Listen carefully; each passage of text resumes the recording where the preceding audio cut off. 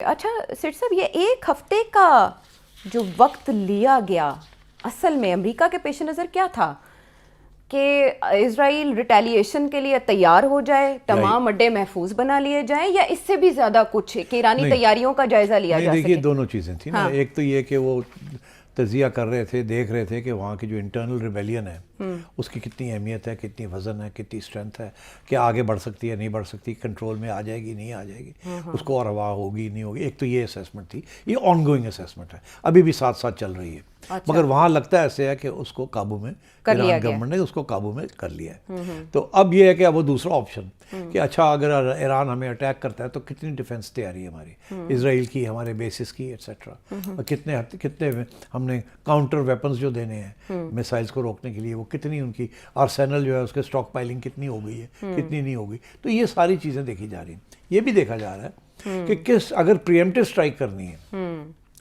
मतलब बताए बगैर रात को एकदम स्ट्राइक हो जाती है, तो जहाँ जहाँ बैटरीज हैं, जहाँ से ये मिसाइल्स लॉन्च करनी है, क्या कितनी, अगर 100 बैटरीज हैं सारे ईरान में, तो कितनी बैटरीज को हम अटैक करके with in the first 10 minutes ख़त्म कर सकते हैं, और कितनी रह जाएंगी जहाँ से मिसाइल्स चली जाएंगी, हर बैटरी से कितनी मिसाइल्स जाएंगी, कितनी रोक सकेंगे, कोई सऊदी अरेबिया के ऊपर रोकेंगे, कोई कतर इधर से रोकेंगे, कोई उधर से रोकेंगे, और फाइनली कितनी इजराइल पहुंचेंगे और वहाँ कितनी। तो ये सारी कॉन्स्टेंट असेसमेंट चलती रहती है डिफेंस में। तो ये सारी चीज़ें देखी जा रही है। तो सिर साहब, ऑल आउट वॉर का ऐलान करने वाले ईरान के पास अभी ऑप्शंस क्या है? वो क्या स्ट्रेट ऑफ होर्मुज़ को बंद कर सकते हैं? ऑयल प्राइसेस पे क्या असर पड़ेगा इस अटैक का अगर अमेरिका हमला करता है? देखिए, ये तो फिर होगा ना।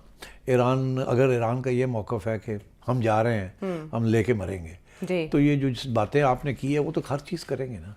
I think they will do the blockages and they will attack all the places, वो तो होगा। So I think you need to understand कि डैमेज और डेवस्टेशन बहुत होगी, और पहले से ज़्यादा होगी, जो इससे पहले ऑपरेशन किया गया उससे ज़्यादा। उसके बाद भी मतलब रजीम चेंज तो कोई मसला ही नहीं रहेगा, ईरान टोटली कैप्चर कर लिया जाएगा? नहीं, दैट्स द प्रॉब्लम।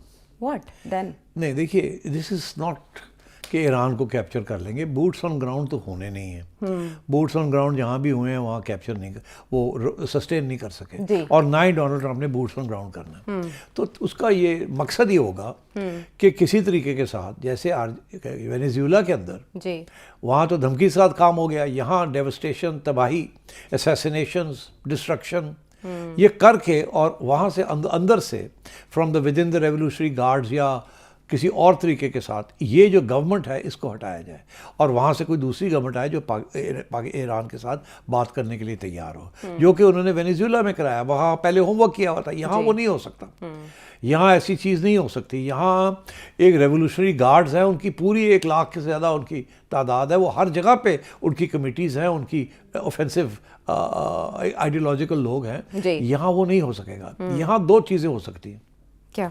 एक ये कि वो कामयाब हो जाएं to assassinate the Iranian leader, जिसकी वजह से फिर एक खला पैदा हो जाएगी, जिसकी वजह से फिर उन्होंने जिनको 3 लोगों को नॉमिनेट किया हुआ है उनमें से एक को वो बन जाएंगे। फिर जब वो बनेंगे तो उस वक्त जो आइडियलिस्ट्स हैं या इडियोलॉग्स हैं वो पीछे हट जाएंगे और प्रैग्मेटिस्ट को आगे कर देंगे, जिसमें प्रैग्मेटिस्ट जो हैं वो फिर बात करेंगे इंटरनेशनल कम्युनिटी के साथ, और ये आज़ादियाँ और ये सारी चीज़ों की बातें शुरू हो जाएंगी।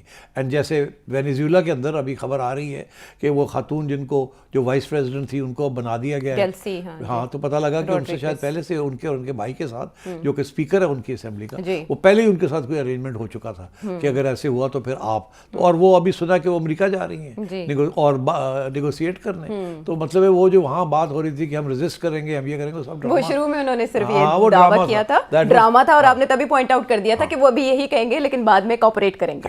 तो अब यहाँ भी इसी किस्म की वो स्ट्रेटजी बनाने की कोशिश करेंगे कि गवर्नमेंट चेंज हो जाए, रेजीम ना चेंज हो, गवर्नमेंट चेंज हो जाए, जो नए गवर्नमेंट के लोग आते हैं वो फिर जो पुरानी रेजीम के जो करते धरते थे और जो आइडियोलॉग्स थे वो पीछे हट जाए और प्रैक्टिकल प्रैग्मेटिक किस्म के लोग सामने आ जाए। Kind of slow poison. Well, I don't know, slow poison or not, that's for the Iranian people to decide. But ये टारगेट्स हैं मैक्सिमम अमेरिका के इस खत्ते में या ईरान बाबत, और इसराइल के भी कुछ ऐसे अज़ाइम हैं। सारा एनालिसिस इसके ऊपर हो गया।